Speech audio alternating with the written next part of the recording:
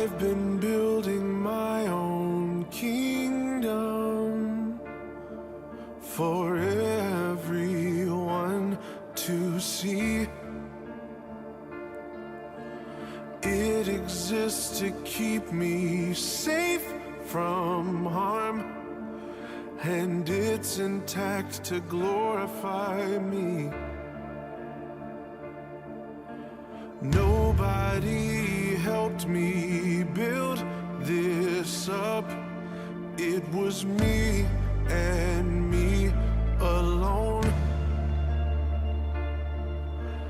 I've appointed myself as the king, and I've given myself the throne.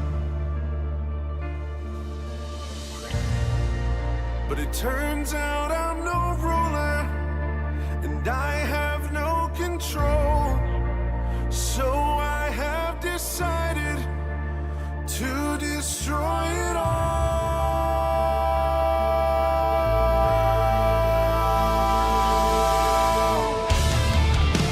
I'm tearing down the walls, kicking down the doors. Everything inside this kingdom is yours. 'Cause what I've made is worthless, and it cannot stand. Come and breathe some life into my empty, cold, dead hands. Down with the fickle king, away with this fantasy. You are the one I need. Death to the kingdom of me. Death to the kingdom of me.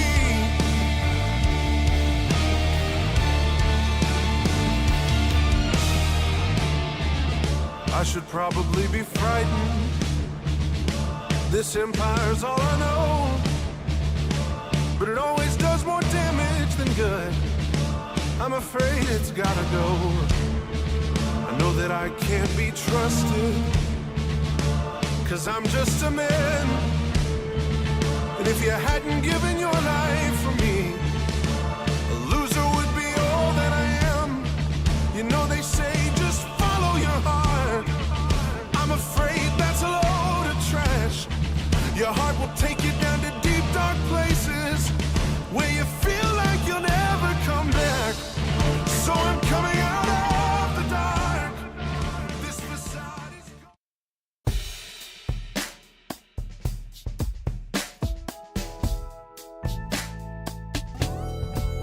I woke up feeling like it was time to tighten up.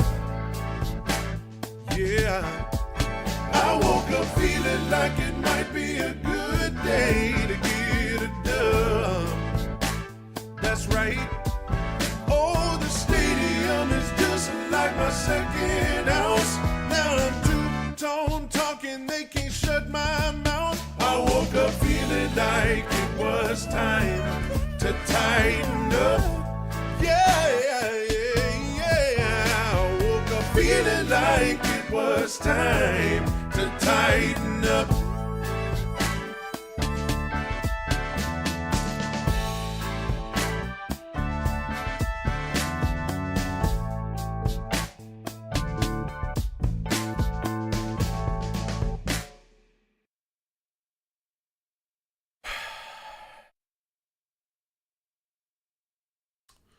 We meet again. We meet again on what was hopefully gonna be a Victory Monday, but it's not meant to be. The Titans lose another one, 24-17, 0-2, losing the home opener. Another winnable game where the Titans snatched defeat from the jaws of victory. And we got a lot to discuss. Welcome to the Two-Tone Talk by God Pod, episode 103, as we meet again to try and figure out what in the heck's going on here. I was there yesterday live at Nissan Stadium for Titans Jets. So I want to first of all say it was great to be there. It was great I actually got to meet some people who listened to the podcast, who watched the channel. That was cool. Everyone was very kind. And, the game came down to the wire. That was good, but the wrong team won. And so let's talk about Will Levis to start, because he's the quarterback, and so of course that's the most important position on the team. Let's talk about Will. I want to first, this is a case where two things can be true at once, okay? First of all, I thought that Will Levis was better yesterday than he was in week 1. Probably considerably better when you consider how bad he was against the Bears. He was better yesterday. I thought, obviously the touchdown pass to Calvin Ridley, just a phenomenal play by Calvin Ridley. My goodness gracious. I mean, that catch was something. Risky throw, because it was thrown into double coverage. I mean, I really think that both of Will Levis's touchdowns that he's thrown, in week 1, he threw one to Okonkwo, and then in week 2, he throws one to Ridley. I really thought both of them could have been intercepted. I mean, it was a good play by Okonkwo last week. It was a phenomenal play by Ridley. I mean, that's a $92 million type catch, okay? And he had kind of, I think, let one slip through his hands earlier that he should have caught, but he made up for it on that play at least. There was a throw, the last drive before half, driving it down. They got a field goal. He had a wheel route to Tony Pollard. Nice pass. I remember he had one to Tyler Boyd, and from where I was sitting, I could see the lane that he threw it through to get it to him. That was a really solid throw. Made some nice plays with his legs. The best play he made with his legs was on the final drive of the game to get him down to the 10-yard line, escaping what looked like 2 or 3 sacks to take off running. That was an unbelievable play. I mean, I know it gets lost in the shuffle because the Titans lost and there were some hiccups along the way, but that play was pretty unbelievable. Okay. He played better yesterday, but at the same time, and I want to ask this question to the chat on YouTube as we discuss this. What letter grade would you give Will Levis's performance yesterday? What letter grade? And you can do plus or minus. You can do B plus, B minus, C plus, C minus. What letter grade would you give him? Because when I get done with this conversation on Will Levis, I'm going to give my letter grade for Will yesterday. Because while he was better, he was still not good enough. Don't get it twisted. Like I said, two things can be true at once. He was better yesterday, but he was still not good enough to win this game. Let's start with just the boneheaded play again. After last week, when you shovel past that thing out there for a pick six, you are a meme. It is made fun of all week. And you come back the next week and pretty much do it again. It just can't happen. You can't expect to win when your quarterback's doing stuff like that. It's unacceptable. It is unacceptable. It's unacceptable to do it once, let alone twice. I mean, I'm sorry. I don't care how big of a Will Levis defender or supporter you are. That play is unacceptable. And I want to ask the exact same question that Brian Callahan was asking him on the sideline when the camera cut to him. I can't even repeat it here because this is a family podcast. Okay. That play was unacceptable. There were still some accuracy issues, okay? Missing some throws here and there. Still some pocket presence issues, some holding on to the ball too long. But overall, yes, he was better yesterday, but it was just still not good enough. It was just not good enough to win. It's going to have to be better than that. I can't get over the fact that this offense, not just Will Levis, but this entire offense is still so bad. I mean, this offense as a whole is so subpar and mediocre.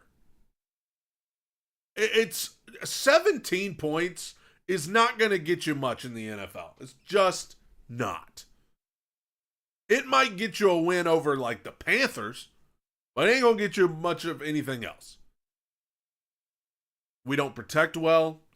We got receivers who aren't getting the most separation, and the play calling's not been great. I'm going to get to that in a second, and the quarterback's not been great. None of it. Unless your name is Calvin Ridley, maybe I guess Tony Pollard's been good as well for what they've asked him to do. It's just not good enough. None of it is. Including the quarterback. Sportacular in the super chat on YouTube said, where do you stand on the Levis versus Rudolph discussion? This is the same franchise that blew a 28-3 lead against the Browns in 2014. We choke a lot. The Levis versus Rudolph thing, I mean, they're not going to bench Will Levis for Mason Rudolph right now. So, and they shouldn't, because you got to figure out what you've got with Will Levis. You've got to see if he can improve. You've got to see if he can figure it out. They've played 2 games, okay?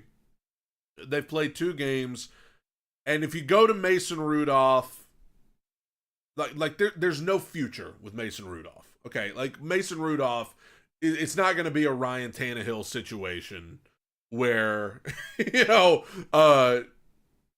he comes in and plays so well that we just go with him for a few years. That's not going to happen. Mason Rudolph is a quality backup quarterback, and if you go to him at any point, you are pretty much just saying, we're going with you for the rest of this year just to get us through this year before we go out and get somebody else next offseason. Okay? So, the Rudolph thing, I think we need to hold our horses on that. Drew Too Smooth saw me at the game in the chat. Well, I would say it was good to see you, but I don't know if I saw you back. But thanks for seeing me. Titan South, also in the super chat, said we have a new head coach. Rams and Ravens are 0-2 as well. So, yeah, I mean, if you want to be positive, yes, there are a lot of 0-2 teams. The Bengals are 0-2. The Ravens are 0-2. The Rams are 0-2. There are a number of teams who are 0-2. The Titans are in a situation where they could easily be 2-0. They're just not playing. This offense is not good enough to win games. It's not good enough to win games, guys. Right now, Will Levis isn't good enough. And let's talk about, everybody's going to talk about Levis, and I get it. He's the quarterback that's kind of under a microscope. And I asked you guys to give him a letter grade for his performance yesterday. Week 1, I would have given him an F. Against the Bears, he would have gotten an F. For yesterday, I'm going to give him a C-. And the only reason I don't give him an even C is because of the boneheaded play. Because they were in position to score. That's another thing I left out. When he did that stupid crap where he tried to shovel pass it out to Spears, when he did that, we were at least going to get 3 points. It was 3rd down. So we were going to get 3 points at least and go up 10-0 right there. You're giving up points, man. What did Belichick say about this guy last week on the Pat McAfee show? What do you get if you complete that? And I know what he's thinking. I know what Will Levis is thinking. Okay?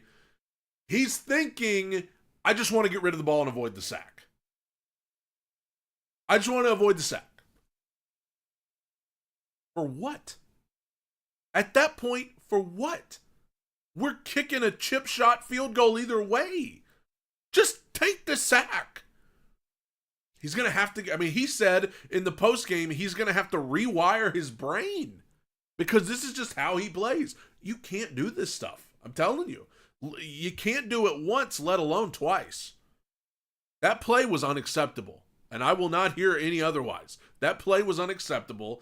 Overall, yes, he was better, but there were other issues. Let's talk about other issues on this, just to stay on offense. Let's just stay on offense. You mean to tell me that Nicholas Petit-Frere, am I not on again? Am I still on? Somebody said the stream crashed. It says I'm still on. Somebody in the chat said my stream crashed, but it's not telling me my stream crashed. Hopefully that's just that person that's having trouble. Nicholas Petit-Frere gave up 9 pressures yesterday. 9? One dude, this is the right tackle, gave up 9 pressures?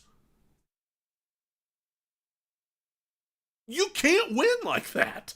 You cannot win when you have just one guy, because J.C. Latham, I got it right here. I got the graphic right here. Yesterday, this is from Pro Football Focus. J.C. Latham gave up 1 pressure. So there's an encouraging thing. If you're looking for something to be encouraged about, J.C. Latham was much better yesterday. First round pick from Alabama from this past year. He was much better yesterday.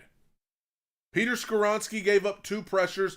Overall, he was better too. Cushenberry gave up 1 pressure. He's been good both weeks. Radens gave up 4 pressures. Andy gave up a sack. Radens struggled a little bit, but overall, you're going to miss on some. Nicholas Petit-Frere gave up a sack and 9 pressures given up by the right tackle. You can't win with that. You cannot win unless you have a Patrick Mahomes or a Josh Allen who can just get you out of stuff like that, or a CJ Stroud that can get you out of stuff like that. You can't have an offensive line like that. You can't have a guy on the offensive line. And yes, the offensive line overall, 4 out of 5 of them were better this week. But when you have one guy who's given up 9 pressures, just him, that's you can't. And I'm not saying it's time to shuffle things around on the offensive line, because it's been 2 weeks. I'm not saying it's time to shuffle things around. And nor am I taking blame away from Will Levis. I've already said everything I can say about him. He's got to be, he was better yesterday, but it's not good enough. It's not good enough to win. Okay. But if this keeps going, if he were to keep playing like that, if Nicholas Petit-Frere, at right tackle, were to keep playing like that, I could see you bumping Radens out there and bringing Daniel Brunskill in at right guard. Like, I could see you, giving Jalen Duncan a shot at that point. Who's the other guy? Ojokwu. I could see them giving him, because if that's going to keep going, you can't. You're now, if you're going to do that, if you're going to give up 9 pressures in a game, you're now on par with Andre Dillard and Dennis Daly. Like, you're getting down into that territory. Okay? You can't. Okay?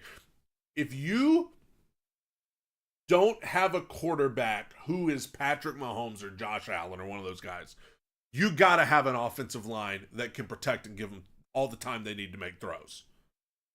We don't have that right now.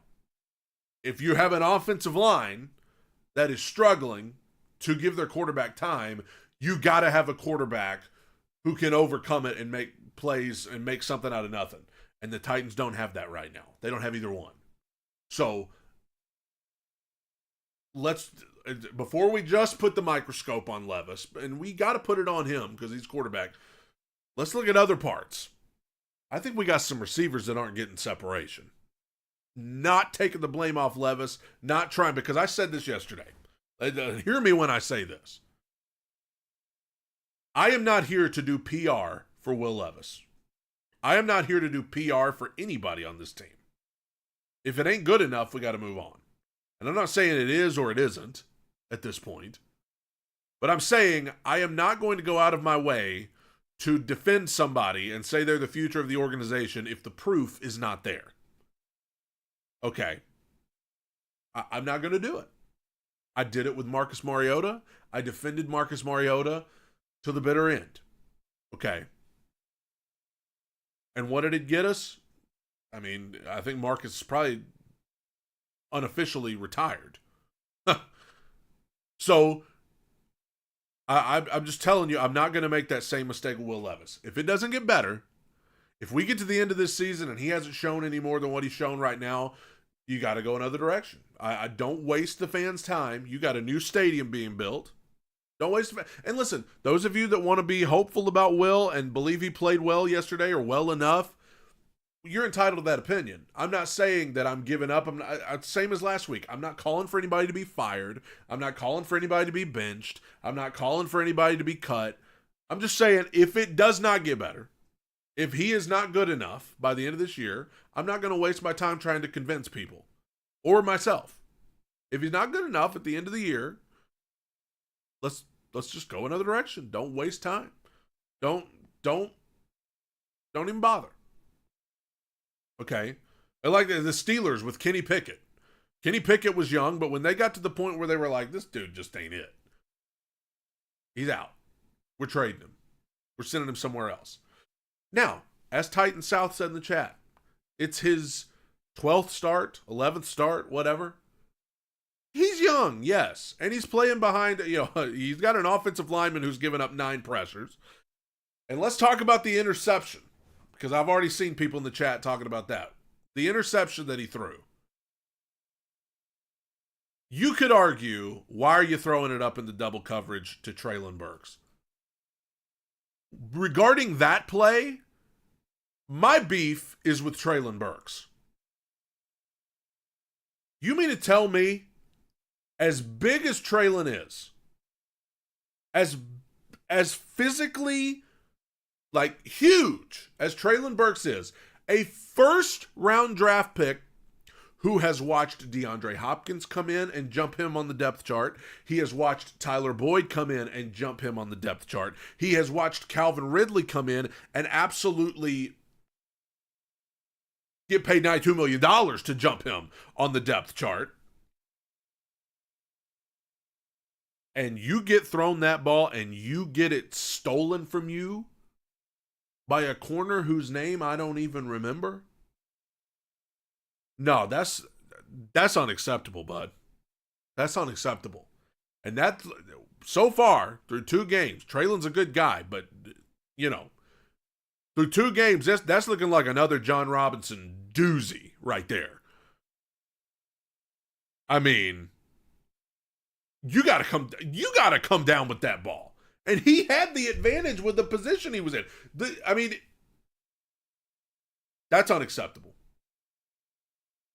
Someone in the chat said the super chat said Burks is amnesia, who was struggling with their stream a second ago. The live stream, not like peeing. Said Burks is a bust, and Sunday proved it. More NWI. NWI hadn't hardly been in at all.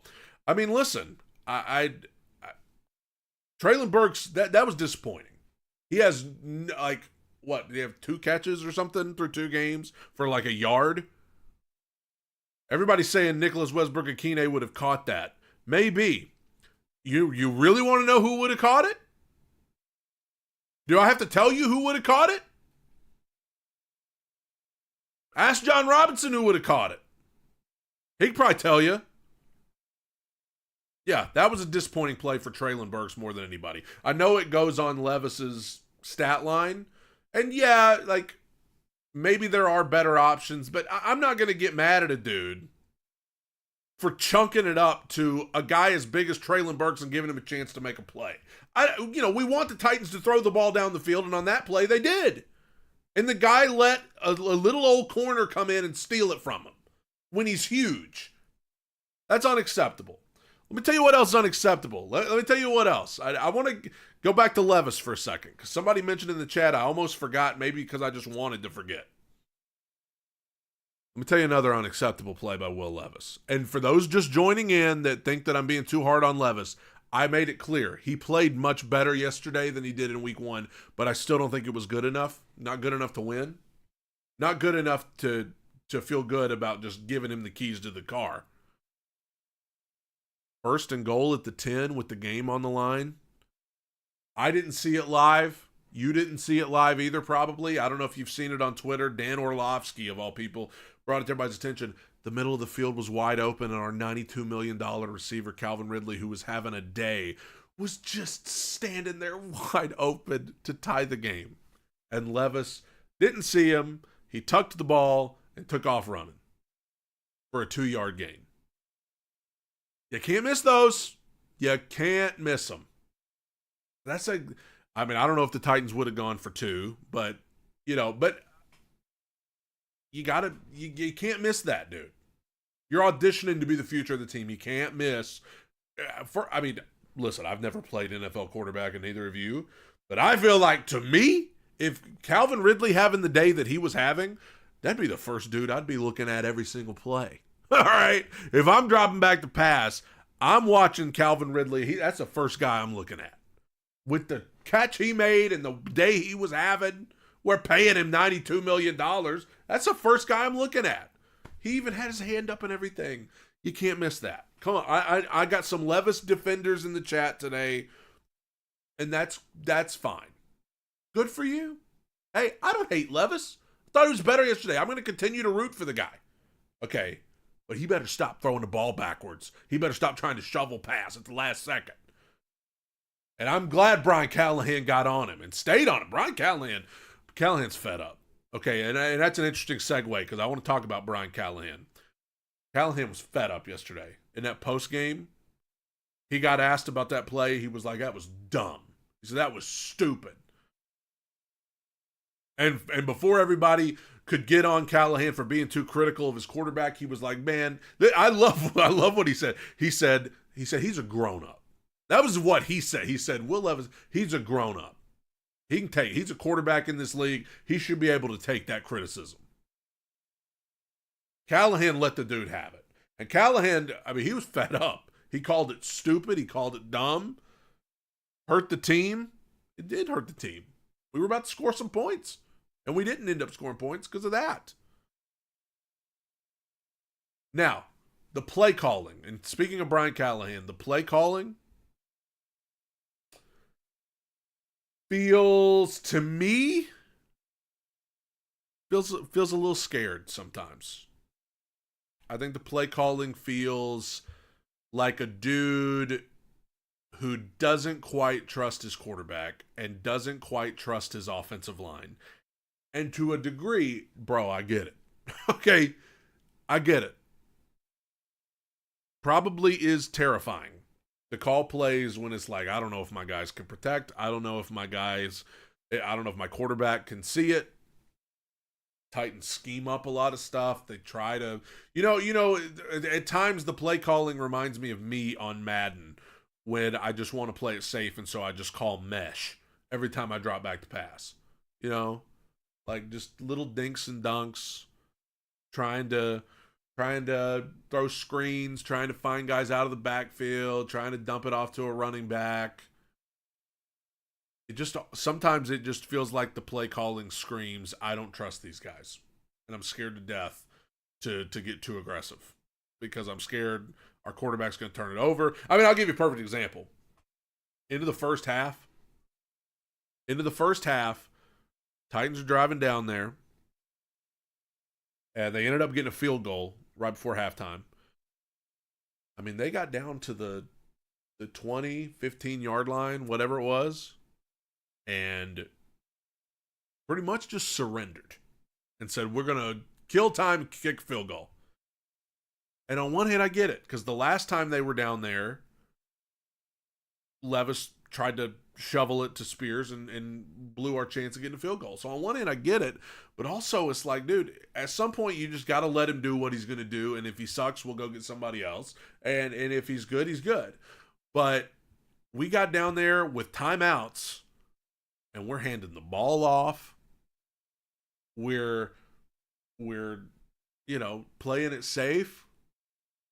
My buddy Sal from Jersey, from the Sick Podcast, was there yesterday. He was a little more vocal about his thoughts on that sequence. He thought it was lame. I could see it both ways. David Brown in the chat seems to be of the belief that, hey, most teams do that. You don't want to give up the points. Yeah, I just think there are instances in the game like that where it's clear, Brian Callahan doesn't exactly trust Will Levis right now. Not saying he's like totally out on him. I just think there's some trepidation. That's the best way I could put it. there is some trepidation from Brian Callahan in his play calling regarding Will Levis and the offensive line too. So we'll see. Brian Callahan's a first-time head coach. He's a first-time play caller. He's coached 2 games in the NFL. I'm going to give a lot of grace to that guy because, I mean, he's, it's a learning curve for him. I'm going to try to give some grace to the offensive line, but I am concerned about Nicholas Petit-Frere. I agree with what you guys are saying. The offensive line overall was better yesterday. Latham was better. Skoronski still struggled some, but was probably better. Cushenberry was good again. Radin struggled some, but was serviceable. Nicholas Petit-Frere was horrible. And when you have one guy on the offensive line that's horrible, not good. So, the offensive line overall was better, but that one guy that wasn't better really screwed things up. I'd be interested in seeing our wide receivers and DeAndre Hopkins has been mighty quiet, and I don't know, is what everybody said true, that he's just getting older, or is he still hurt, or whatever? I mean, he had 1 catch yesterday. I don't know. I mean, guys, I don't know who's getting separation, who's not, but I feel like Tyler Boyd hasn't quite been the guy that I hoped he would be yet. Calvin Ridley was phenomenal, but I would just like to see what our wide receivers are doing on some of these routes. Are they getting open? Are they not getting separation? And also, I thought about this yesterday. The Titans, I guess Calvin Ridley is their speed guy. Maybe Burks, but after yesterday, I mean, he can't go up and get the ball. I would be curious to see if we can put anything in to just let Jaquan Jackson streak down the field and throw it up to him. I mean, the guy's fast. He's been okay as punt returner and kick returner, but I mean, the guy's fast. Can you at least put the guy in and just let him book it down the field and just see if we can throw it up? I mean, if Levis just wants somebody to chunk it up there too, I would at least be interested in putting that kid in there and just letting him Khalif Raymond his way down the field and just see if we can chunk it up there. I mean, either way, so it's discouraging to me that we can't score points. I mean, you can't win games if you don't score points. And it's aggravating that we brought all these new guys in and we changed all this stuff up, and we still can't score over 17 points in a game. Outside of the miraculous throw to Ridley for the touchdown and a couple of plays Levis made with his legs, this offense, once again, just went stagnant. I mean, it was tied 17-17. We got the ball twice, tied with an opportunity to go down and take the lead. Couldn't put anything together. And in answer to the question, is that because of Levis? Is that because of the protection? Is that because of the play calling? Is that because of the receivers? The answer is yes. It's all of it. The Titans aren't playing good enough to win. I mean, I don't want to sound like Vrabel with got to play better, got to coach better. But, I mean, the Titans just aren't playing well enough to win right now. There's a lot of teams that aren't. The Ravens aren't playing well enough to win right now. Derrick Henry went from the Titans to the Ravens. He still can't win. God bless the guy. There's just teams that aren't playing well enough to win. The Panthers aren't even playing well enough to call themselves a team. And I'll tell you this. I'm getting to the defense and special teams, but I got some comments about what Big Hank just said in this chat. Big Hank just said Colt Anderson, the special teams coach, needs to be fired. I'm about to get to that. Before I get off of this offense real quick, I just want to say the Malik Willis-led Green Bay Packers are coming to town. And we're going to talk about that game on Friday. Friday's kind of the preview day for the upcoming game. So I don't want to get into the weeds too much here, but Malik Willis is a great guy. Proud of him for the win that he helped them get over Indianapolis yesterday. Malik Willis is the kind of guy you would absolutely let your daughter go on a date with. I mean, just a good kid, all right? Just a good kid. If Malik Willis, of all people, comes into Nissan Stadium on Sunday, because that place is going to be jam-packed with Packers fans, okay? Green Bay's one of them teams. They got fans that would travel to watch them in Russia, okay? They would risk it all to go to Russia. Malik Willis if he comes in here next week and beats Titans, that would be as embarrassing as I can imagine. That would be as embarrassing as I can imagine if Malik Willis brings the Packers in here on Sunday and beats the Titans of all teams. Okay? That's embarrassing. If he comes in, especially if he were, can you imagine? I don't even want to speak this into existence. If he comes in and plays better than Will Levis, I mean, you can already see the tweets showing up on Twitter. On such and such 2024, the Tennessee Titans traded Malik Willis to the Green Bay Packers for a 7th round pick. On such and such 2024, Malik Willis came into Nissan Stadium and beat the Titans. They've already got those tweets ready to go, all right? They're in the drafts and ready to go. So the Titans need to save this organization and fan base from an absolutely humiliating situation. Because Matt LaFleur is a great coach, and he's going to have Malik Willis in a position to succeed on Sunday, just like he did last week. Let me briefly talk about the defense, okay? Defense was good yesterday. The last drive that the Jets had was miserable for the defense. I don't know if they had just given up. I don't know. I mean, some of those throws are just Aaron Rodgers type throws. That it's just like, man, Aaron Rodgers, what are you going to do? He made a couple of those throws in the second half yesterday where it's like, just Aaron Rodgers. Like he's just gonna make throws like that. The one thing this defense has not done so far that has disappointed me is that they have not developed a turnover. They have not gotten a turnover. This team, the last 2 weeks, has needed them to get a turnover, and they haven't gotten it. That's the only thing this defense hasn't done. Harold Landry's been great. I think the secondary has mostly been good. I don't know why we had Kenneth Murray covering Breece Hall yesterday on that touchdown. That was stupid. But the defense has overall been good. I don't, how you can, it's like the last 2 years. How you can look at this team and choose to pick out the defense to get mad about, I don't even know. The defense is doing enough to win games. They had a bad drive there at the end where they let the Jets march down there. I mean, it's never going to be perfect, but I just don't even have it in me to sit here and critique the defense when the offense is as bad as it is. Like, the last thing I'm thinking about is nitpicking the defense. But I will say Ernest Jones has been great. I mean, that was a great pickup. I think, Snead gave up some stuff yesterday, but ultimately I'm glad to have him. There are times where I don't understand why. Like there was a sequence yesterday where Simmons, Landry, and Key were all out on the sideline, and we had other guys in there like Coburn and Harrell. It's like, don't quite understand that one. I don't know why we would have a situation where all of those guys are out at once. But the defense is fine. I just don't understand why. They gave up some run lanes yesterday. They just need to get some turnovers. I mean, that's the most disappointing thing about the defense right now is that they can't generate any turnovers because we need them. I mean, the turnover differential is miserable right now for the Titans. So the defense got to be better. And then we get to special teams. How, in the name of everything that is decent in this world, do you let this happen? You had the blocked punt last week against Chicago. It was a disaster.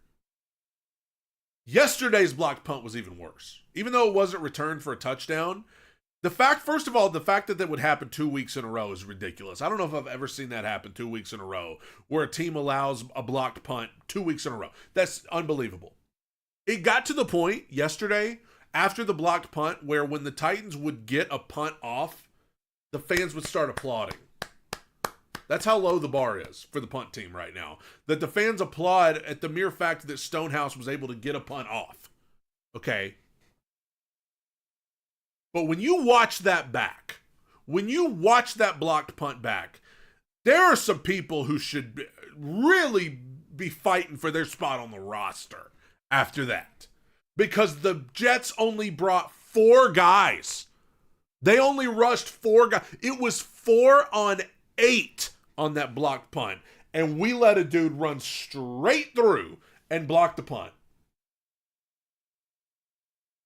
That's almost more unacceptable than the Levis throwing it backwards play. That is so unbelievable. If Brian Callahan's going to lay into Will Levis the way he did yesterday, he needs to have a field day with Julius Chestnut and whoever else that was that just watched somebody run right by him and block the punt. That is flat out unacceptable, and somebody should be fighting for their spot on the punt team this week in practice. Because there's got to be somebody on that practice squad who can block long enough for Stonehouse to get a punt off. Somebody said Ryan Stonehouse was angry on the sideline after that. I bet he is. He's getting killed back there. Unbelievable that you would let that happen again. So, I mean, I expect to see some different people on the punt team Sunday. Because that's absolutely ridiculous that you would let that happen again. David Brown said, just put the starting offensive line out there to block for punt. Don't put Petit Frere out there. He'll probably let him run right through and block it. But again, you can't win games. You can't expect to win games when you're doing that. You can't expect to win games when you keep letting people block punts, when your quarterback keeps throwing the ball backwards, when your first-round wide receiver from a couple years ago gets a ball stolen from him by a little old corner on a ball that he should have caught. You can't expect to win when one guy on the offensive line gives up 9 pressures in a game. You can't expect to win when the coach is scared to call certain plays because he doesn't trust his quarterback and he doesn't trust his offensive line, and it's warranted. You can't expect to win if your punt team is 4 on 8 and they still allow a guy to get through and block a punt. You can't expect to win when you're doing stuff like that. And some of this is just growing pains of having all these new faces, first-time head coach. I get all of that. Some of it was expected. I expected the offensive line to struggle. I didn't expect Will Levis to be perfect. I expected him to be better than he was in week 1, but I expected him to struggle. I expected it to be, some tough stuff along the way. But it's a little discouraging to sit here and see a team that still can't put up 17 points because that's just the same. I mean, that's just the same old stuff we've been dealing with.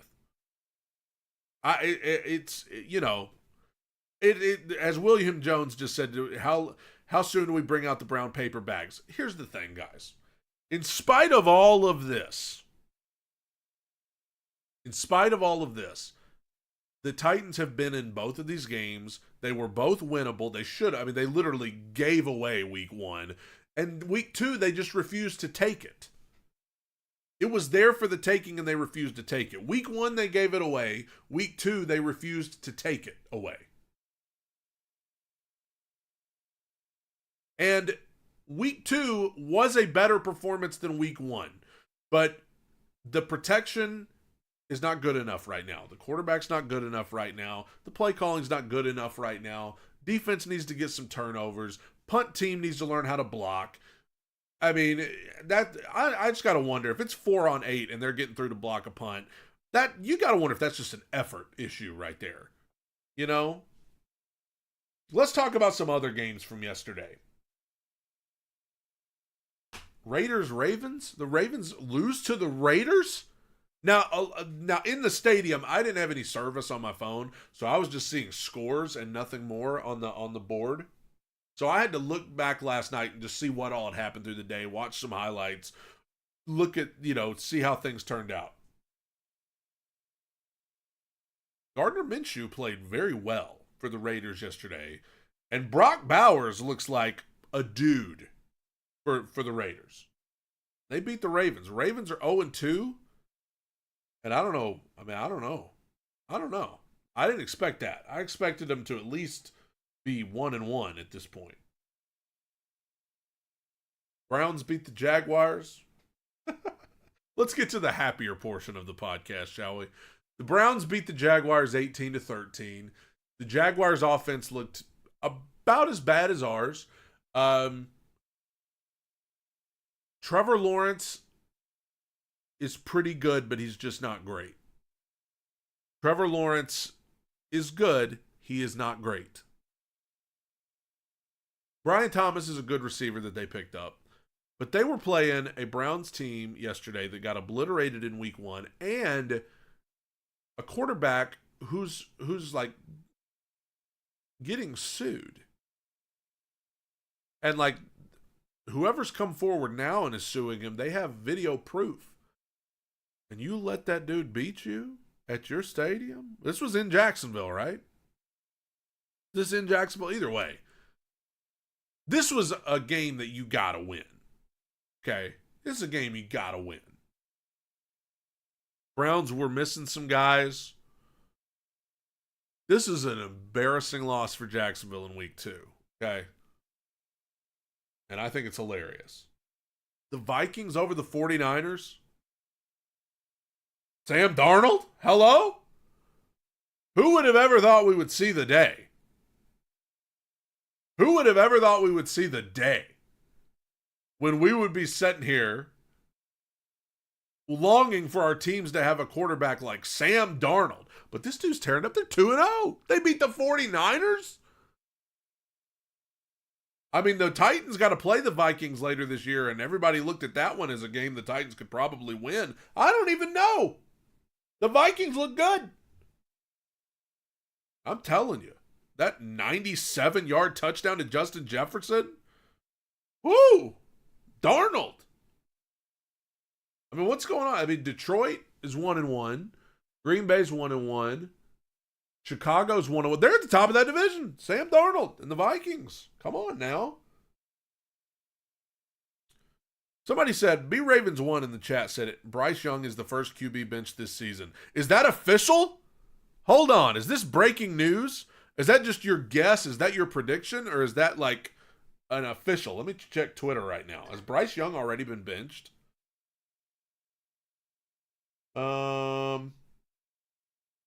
Yep. Wow. They benched him. That was the next game I was going to talk about. I mean, wow. For Andy Dalton. I think that's... I mean, I don't know if I have words to describe what a disaster that is for Carolina. What all they gave up to get up there and get him. Oh my gosh. That is atrocious. Week 3 and he's been benched. I think that's a mistake, honestly. I think that's a mistake because this is a good example.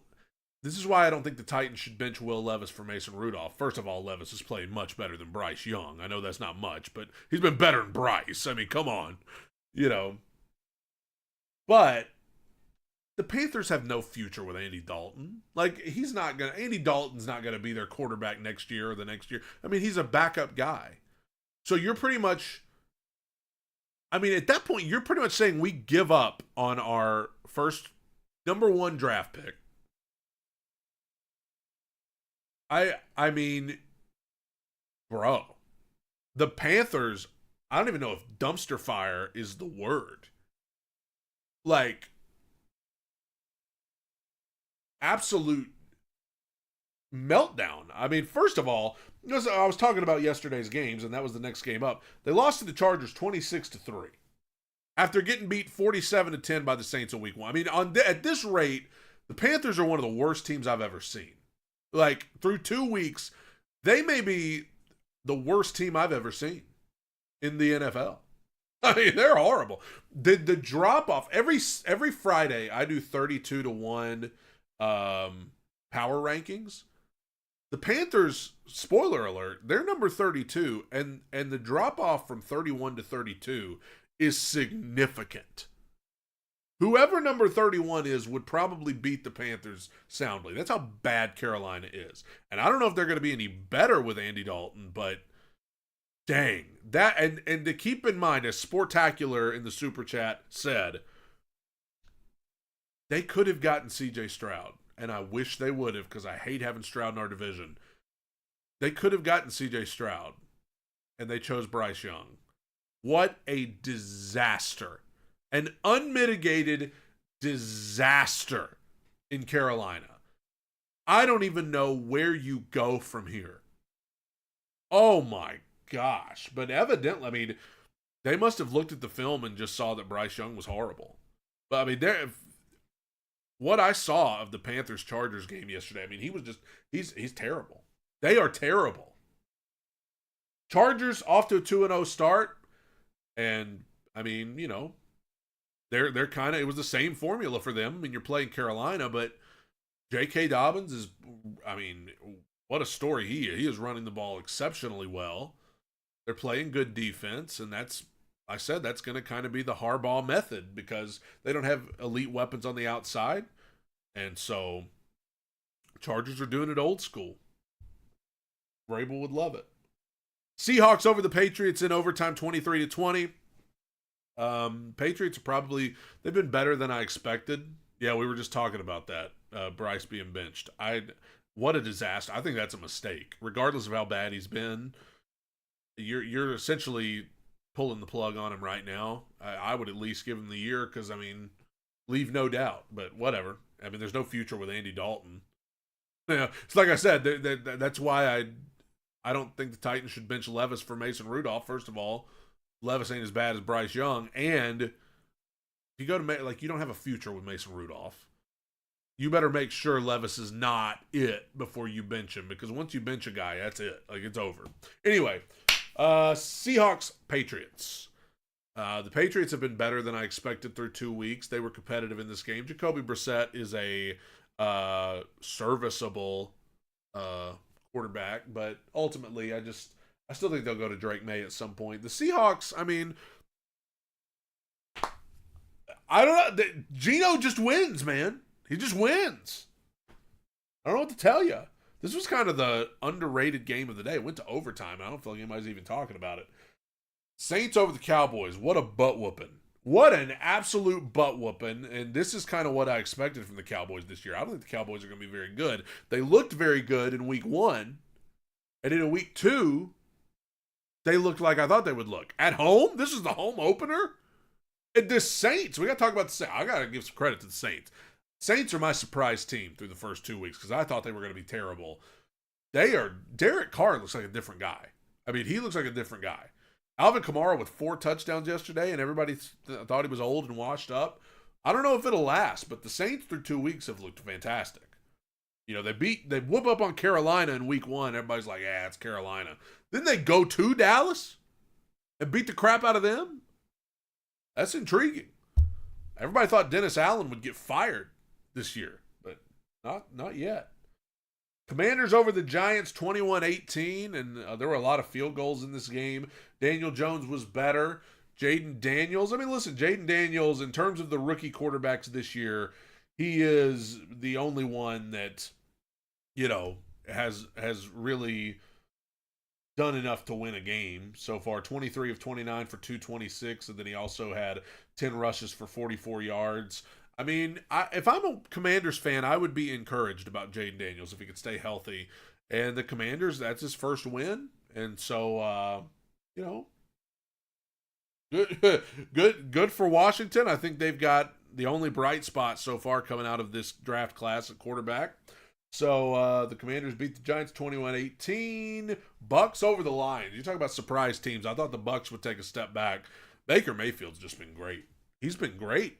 I mean, he juked the guy out of his shoes yesterday. The Bucks look good. And so, kind of put pressure, if Barnes is still in here. Barnes is a big Falcons fan. If kind of puts pressure on Atlanta, they need to win this game tonight because Bucks 2-0, Saints 2-0. I mean, we got a long way to go. It's not, the 2-0, 0-2 thing is not that big a deal right now, but if the Saints and Bucks are good, I mean, I didn't see that coming at all, especially in New Orleans, but the Bucks look great. And they beat the Lions yesterday in Detroit, and I've got the Lions, I've got them winning the Super Bowl this year. And, I mean, they beat the Lions. Baker Mayfield absolutely outperforms Jared Goff. Dan Campbell, I mean, my goodness, he did a fake punt inside his own 10. Inside their own 10-yard line. They did a fake punt. It was successful. That's kind of stuff, man. If that stuff backfires, that stuff starts backfiring, you get fired, man. Packers beat the Colts.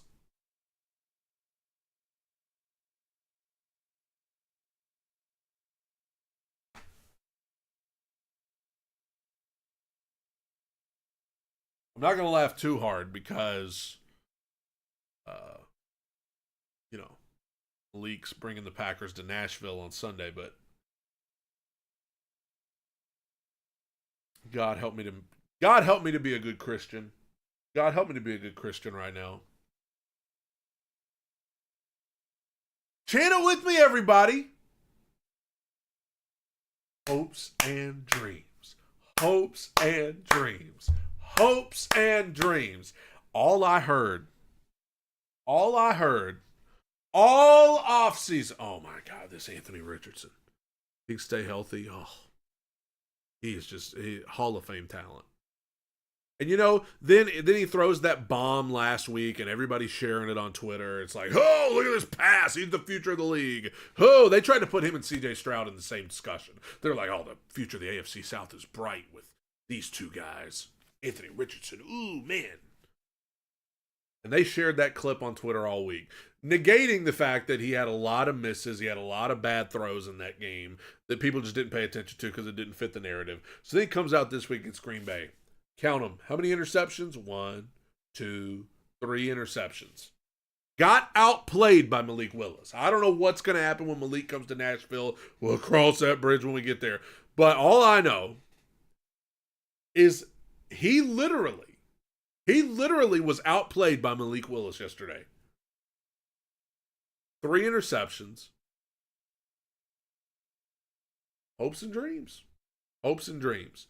You know, any quarterback in this league, Amnesia said Baker could have done great things as a Titan. Well, yeah, I'd love to have Baker.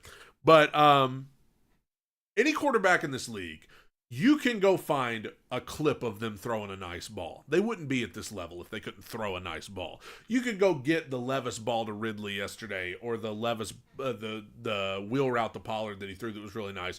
You can go find clips like that and say, oh, look at this guy. Look at this guy. He's great. He's the future of the league. But when you expand it and look at the whole picture, Anthony Richardson, a great example. Everybody shared that 75-yard bomb last week and just declared him as great because of that throw. But they didn't show you the whole picture. This week we saw the whole picture. 3 interceptions, got outplayed by Malik Willis, an embarrassing performance by the Colts to get beat by this team. And I need to calm down. I still think the Titans are better than the Colts. I don't care. I still think the Titans are better than the Colts because the Colts defense absolutely sucks and the Titans is really good. So for that right there, the Titans have a much better defense. I think Levis and Richardson are probably on par with each other. Neither one of them are very good, meaning that. I mean, you know, they both can do good things, but they're both so inconsistent, it's ridiculous. I think the Titans have better receivers. Colts probably have a better offensive line, but the Titans' defense is much better than the Colts. I still think the Titans are better than the Colts, and they still might be better than the Jaguars too. And don't tell me that's a ridiculous thing to say because they're all 0-2. Houston's running away with the division anyway. Cardinals beat the Rams. My goodness gracious, the Cardinals beat the Rams. This is why. Hey, Wesley Barnes, my buddy Wesley Barnes here brings up an interesting point. Should the Titans trade for Bryce and just kick the tires? Wouldn't that be funny? I don't know. I mean, when's the trade deadline? Somebody look that up. How many games? I mean, it's like week 7, week 6. Cardinals whooped the Rams. This is why when I did my tier rankings for teams before the season, I had the Cardinals as a frisky team because Kyler Murray. When Kyler Murray plays the way that he did yesterday, you better watch out because he was great. He may have been the best quarterback in the league yesterday. I don't know if any quarterback yesterday played better than Kyler Murray did. Marvin Harrison, we said they needed to get him the ball. They got him the ball. I mean, he went off. And the Cardinals, I mean, they beat the crap out of a team that I thought was, I had the Rams as a top 10 team in the league, and the Cardinals slaughtered them yesterday. If Kyler keeps playing like that, you better watch out. And if Marvin keeps playing like that, I did not even expect Arizona to win that game, much less to kill. And lest we forget, if Kyler had seen an open Marvin Harrison late in that game against Buffalo week 1, they could be 2-0 right now. Look out for Arizona. Steelers over the Broncos. What'd I tell y'all about Steelers? What'd I tell y'all about Mike Tomlin? This dude just finds a way. He finds a way to churn out the ugliest wins you've ever seen. And now the Browns are 1-1 in that division. The Bengals and Ravens are both 0-2. The Steelers are 2-0. They sit alone at the top of that division. With Justin Fields, who ain't even playing that well. Bo Nix is bad. I mean, I'm going to give it time. He's a rookie. He's only played in 2 games, but he's not good. Broncos aren't good. Sean Payton. Can somebody explain this to me? I feel like I'm going crazy. I'm going crazy here. Sean Payton, they were down 13-3. They kicked a field goal to make it 13-6 with like a minute 30 something on the clock. Okay. The Broncos had 2 timeouts. And they kicked it back to Pittsburgh. They didn't kick an onside kick. How is that not a topic of discussion today? Has Sean Payton lost his dang mind? Is he trying to get fired? But the Steelers they find a way. Mike Tomlin, I cannot believe last year people had Mike Tomlin on the hot seat. I would love to have Mike Tomlin. Like, this dude finds a way. This dude finds a way. Always. Bengals Chiefs. Bengals looked a lot more like the Bengals I expected yesterday, but they're going to have issues there in Cincinnati because Jamar Chase, you can visibly tell this man does not want to be there. T. Higgins is dealing with injuries, and I don't think he wants to be there either. He's on pretty much his last year with them. Burrow looked more like Burrow yesterday, but he hasn't looked as good as I expected him to. And they lose to the Chiefs. Everybody's talking about the pass interference late in the game, that it was 4th and 16. We all know the situation. It kind of gift wrapped it for the Chiefs. I mean, it was pass interference. It was the right call, but it's just like everything else. It just feels like the Chiefs always get this stuff, man. It just feels like the Chiefs always get this stuff. I think there are other teams in the league, if that same thing happened, the flag wouldn't have been thrown. I just don't know. I feel like the Chiefs definitely, especially at Arrowhead. Weren't they at Arrowhead? Yeah. They definitely get a little home cooking sometimes, because it's always them that it comes down to for that. That, like, you know, the pass interference that saves the game for them, or the holding call that saves the game. And I mean, it's a penalty, but it's like, it's not consistent. They wouldn't call it for every team in the league. It's like, I don't know, only them. It's only them that ever happens for. And then the Sunday nighter last night, the Texans beat the Bears 19-13. This game, especially for Caleb Williams, was the moment where this guy learned he's not in college football anymore. Like, this ain't USC. You cannot pull that crap here. You cannot throw the ball across the field and run out and do all this crazy stuff you did at USC. You can't do it. You can't do it. Around here, you can't. You can't do it. He learned last night. It was a disaster. CJ Stroud played well. I don't want to downplay it. I think that the Bears have a good defense, and so there were times where he struggled. The 2 throws that he made on the run out to his right were just filthy, you know. And Nico Collins had like 150 yards receiving. They've got Tank Dell. They've got Stephon Diggs. They've just got a lot of talent. They've got a better offensive line than anybody else in the AFC South. And C.J. Stroud is so leaps and bounds better. And what must it feel like in Carolina, by the way, is they have benched Bryce Young while C.J. Stroud just tears it up. All of you guys saying the Titans need to trade for a wide receiver, get rid of Burks, and bring in somebody else. I mean, that's fine and good, but until the Titans can get better protection, and better quarterback play. It's just, I don't know if that's the biggest hill we need to climb right now. Okay. That's all the games for yesterday. We'll be back Friday to preview the homecoming of Malik Willis. He's coming back to Nashville on Sunday. And unless the Titans want to be absolutely humiliated, they need to find a way to win this game. Because that would be embarrassing. That would be embarrassing. Matt LaFleur is going to have him ready to play too. We'll be back Friday to preview that. We'll be back to do the 32-1 power rankings and make picks for all the games. The Thursday nighter this week, I'll go ahead and make a pick for that real quick.